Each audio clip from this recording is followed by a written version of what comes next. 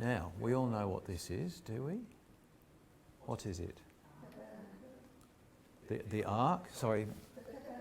It's in the tabernacle. So the tabernacle is the tent that they constructed around the ark, but the ark was very much the focus of the tabernacle. It was really at the centre. They called it the Holy of Holies, in the most holy place. This is what we found there. What's it made of? Gold, and something else too, actually. I think it's acacia wood. We're actually going to read the account of the Ark of the Covenant, how it's constructed in a few minutes. So yeah, it's wood and it's overlaid with gold. And what's in it? What does it carry? But I'm thinking of a physical thing. Sorry, the Ten Commandments. So if you remember, Moses goes up the mountain and the Lord writes the Ten Commandments, and eventually the commandments on the tablets of stone find their way into the Ark of the Covenant. So, and this is carried before the children of Israel wherever they travel, and even into battle. There's stories of this being carried into battle because it is the presence of the Lord going with the children of Israel. And they felt it was very important for the Lord to go into battle with them. Now there's other things actually in the Ark of the Covenant. I don't know whether you realise it's not just the stone tablets that it holds. Did you realise there were other things in there too? Sorry? Manna, yes. There was a bowl of manna that was placed in there at one point, and there was something else. Very good, top of the class, Colin. Yes, the staff of Aaron. There is a dispute that goes on amongst the children of Israel, and as a result of a miracle, what happens is Aaron's staff is said to bud and blossom and fruit, and that gets put in the Ark of the Covenant as well. Now, the thing about this is, why is it so holy? Why is it regarded as so important to the children of Israel? As I said, it led the children of Israel wherever they travelled, through the wilderness. It often led them into battle as well. There was an injunction against touching it.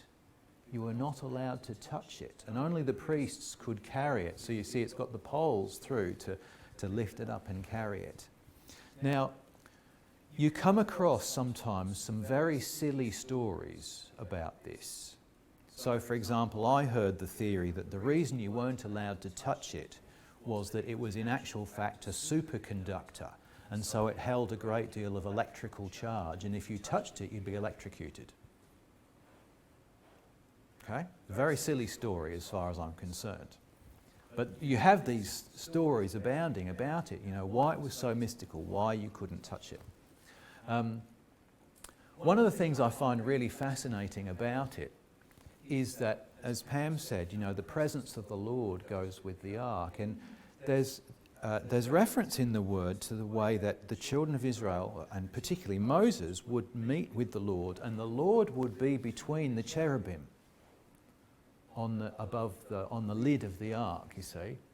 And what I find interesting about it is it's an un-image. It's an un-image. Now what I mean by that is the children of Israel were prevented from creating images of God, images to worship. And what they have here is an un-image, that they imagine God being in the space between the cherubim. So they're not looking at the ark itself, they're looking at the space between. That's what I mean by an un-image. And that's how they carry the invisible God with them through that space between the cherubim. We're going to talk a little bit more about this ark during the course of the service today. But I just wanted to say one other thing. I was cooking breakfast this morning and just thinking about this, and the Apostle Paul said some interesting things, and one of the things he said was, there's no access to salvation through the good works of the law. Okay, you're not saved by doing the good works of the law. And what he's referring to is the law of the Jews, because the Jews spent a great deal of time and effort in getting their rituals just right. They had to do everything exactly by the book, as they say. But Paul comes along and says, well, no, actually, if you're worried about those really tiny details and getting that, and thinking that getting the details of the thing is correct, then you're missing the point. There's something beyond the details that we have to kind of grasp. And we're going to explore this idea a little bit more as we go through the service this morning. So just bear in mind what Paul said. Salvation is not in the works of the law. It's not in the details.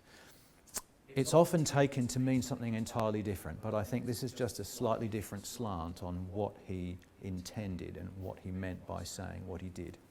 So we'll think a little bit more about that during the course of the service today.